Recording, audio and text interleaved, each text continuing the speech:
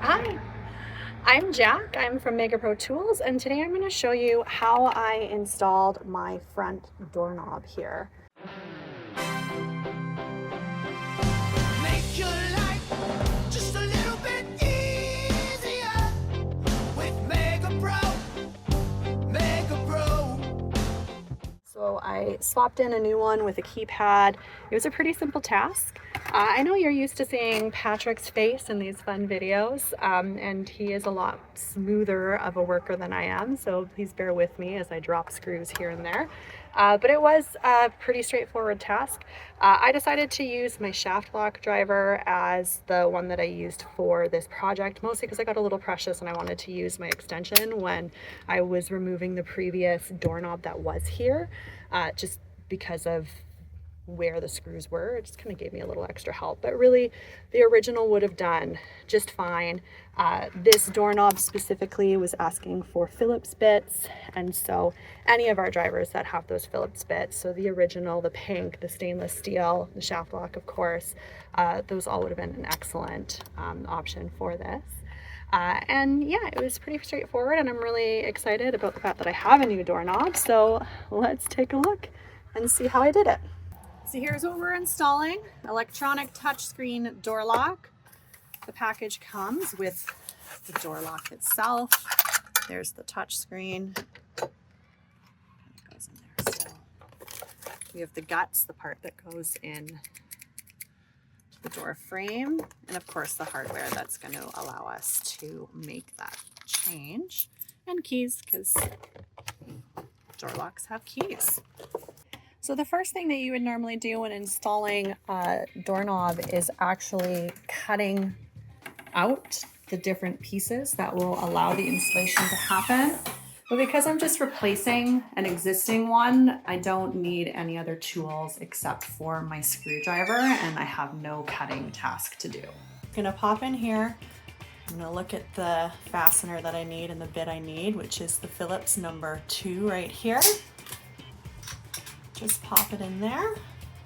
With the ShaftLOK, it locks in, and this little yellow button is what we use to release. But yeah, just like that, we can remove the existing screws and get ready to install the new piece. So the reason I use the ShaftLOK is because of the way that the doorknob protrudes in front of the actual bit access there. And so it made sense to me to be able to use my locking extension. And you don't have to, you can use the other one too, but it just made it a little more agile for me to come in here without that spherical doorknob getting in my way. And so we'll continue to remove the existing screws. And you see how I'm holding here on our Easy Guide collar. It allows me to maintain my overall alignment when I am using the driver. So you can see here I was able to get the back knob off. The front knob is still there, and that's because I have to remove this section next. And you'll actually see that I have to change my bit as well, because this is a square bit. And so I just go right into my handy little cartridge here. Look at me do that one-handed. So simple to open up, grab the bit that I need, and then I'm just gonna pop it in the top there. Because I'm doing this one-handed, I'm counting on the palm saver cap versus the Easy Guide collar, which allows me to continue with this one-handed use.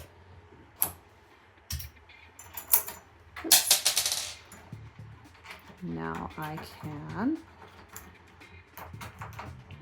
start wiggling these pieces. I guess I could have pulled the other piece out first, to be honest. And now my old guts are gone. Now I have this honestly sad looking hole here, but it's already pre-cut for me, which is a win.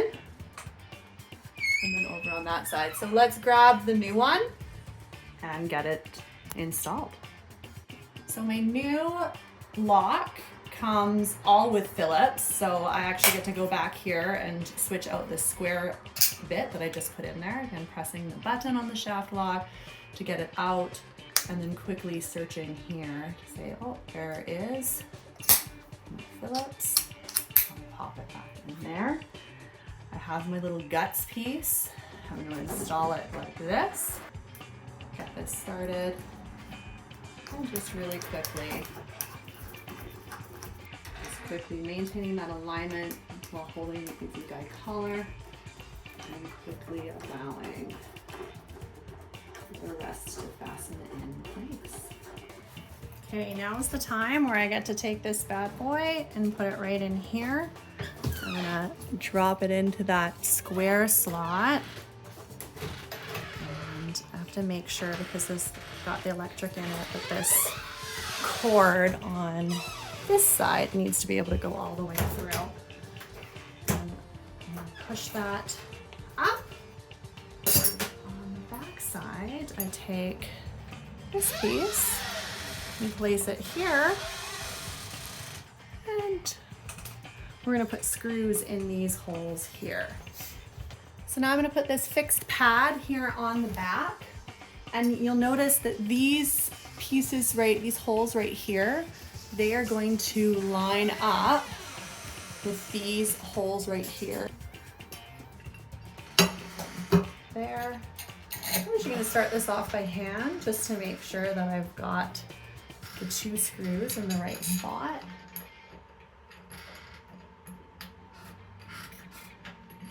I'm going to hold that easy guide collar and just look how fast I can turn this driver as a result of that. Here we go. Almost ready for what's next. Okay, so now that that base plate is installed on this side, I get to take the back piece and put it on. So I've actually already put the 4 batteries in it. It did ask for me to do that. And then these holes are where we're gonna put some more screws. And then of course, because of the keypad part of this, we need to make sure that this is connected. And so I'm going to start with that connection piece here. Snap it in, it made a little beep. This square piece is going to get inserted there into that square piece. So carefully find the spot. Make sure that it's nice and flush against that base plate. And then I have these little screws here. There. And take my Megapro here, get it in a little bit on each hole, and then I'll go back and tighten them. Tighten them a little bit more evenly. Just a couple turns of the ShaftLOK. Again, just really loving how this palm saver cap allows me to twist with that one-handed motion. Here, I'm able to take this piece, the battery plate, and put it on the back of the door here. Okay, so this last piece should be pretty simple here. Please forgive my 1955 wood quality. This has lived a long life. I'm really just going to line up this piece here with the existing holes. I'll come in with my favorite buddy here, and we're just going to again hold on to that easy guide collar while I quickly spin the rest of the driver around. I just want to make a point of saying that this can be done with any of our drivers that has the Phillips bit. And I mean, the bit really depends on what your doorknob has. Phillips is a really common one. I used the ShaftLOK because I really liked using the extension for when I was removing the earlier doorknob.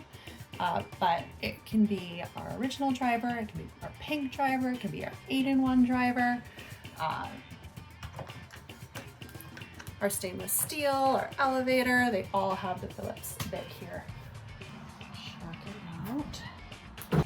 And you can see now here it is installed, both sides.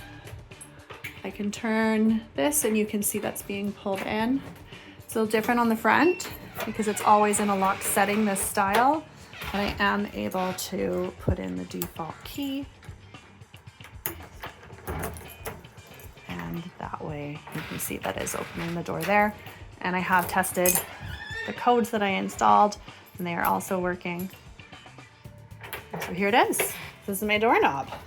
Thank you so much for joining me today as I installed my new doorknob.